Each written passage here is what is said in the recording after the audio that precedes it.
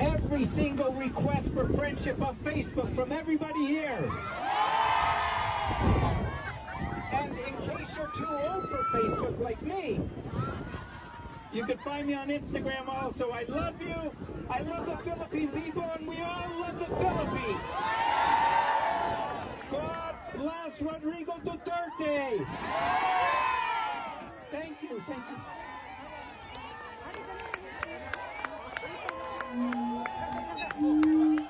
Videos of the president being brought onto the aeroplane. As I've said a few times now, you know, I've been on Learjets myself, not to fly with them, but to bring patients off them. They're quite a small aircraft, and you know, they don't have the big flat bed seats or suites or anything like that.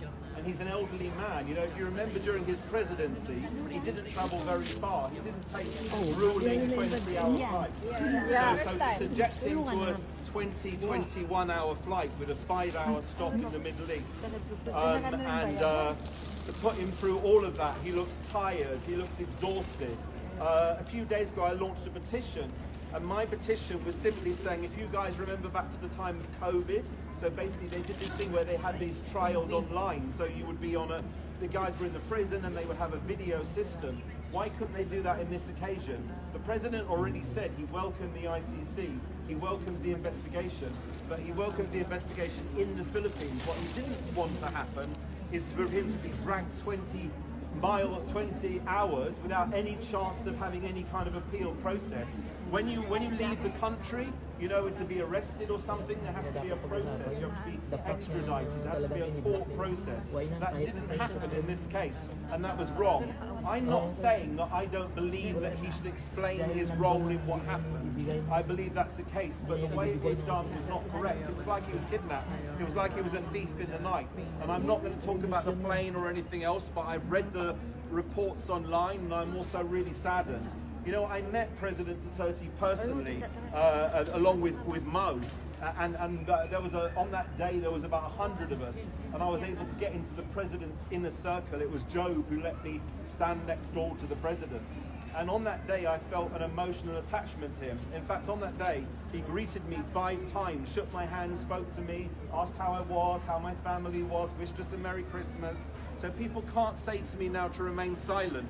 I've lost some very dear friends to me recently, long-time friends, for standing up. I wasn't going to stand up. I had to speak to my wife, and we're like, are we going to do this? And she wasn't happy about, obviously, about me being so vocal, but I believe I have to do it. I believe it will be a disservice if I don't stand up and do what I've done. So basically, I launched a petition. It now got 63,000 signatures. The only reason why I stopped it is because some Filipinos got confused. Some people thought they had to donate. So what was happening was people were saying to me, you're taking money. Not a penny of that went to me, it went to change.org. So when somebody signs a petition on change.org, they have an opportunity to donate money, $10, but thousands of pounds through that petition were donated to change.org. I haven't got a massive problem with that, but I didn't want Filipinos to have to pay out any more money.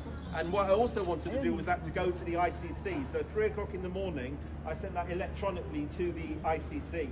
And on Sunday, I'm flying to The Hague, Netherlands, and I'm going to be having some events happening that day.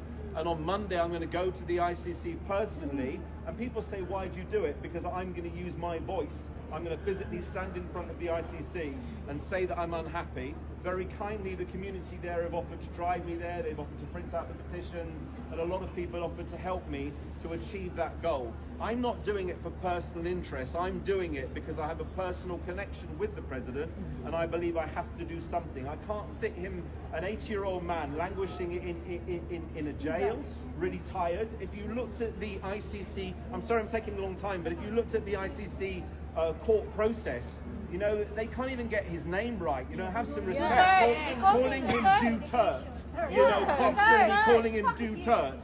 And then not only that, when they read out the charges, I believe the judge said we'll read that out to him in French. What is the point of reading it out to him in French? He doesn't speak French. You know, give him the opportunity to have the correct people in place. Give him the opportunity and I don't believe he should be there at the moment. You know, some of these trials go on for years. And what I believe is he should have stayed in Davao, and they could have come to Davao. They could have done that bit via video link, and then he could have properly prepared for the case. And he hasn't been given any time. He didn't have any time to spend with his lawyers, and I think that was grossly unfair. And I do agree. You know, he was almost kidnapped. You know, he was forced to go to the ICC, and I don't agree with that. So he's in my prayers. I've spent the last few days writing, campaigning, doing what I'm doing. And you know, you have my support, and I pray for the president. And thank you all for coming, and thank you also for supporting him. Maraming salamat po mga Pilipino. Thank you.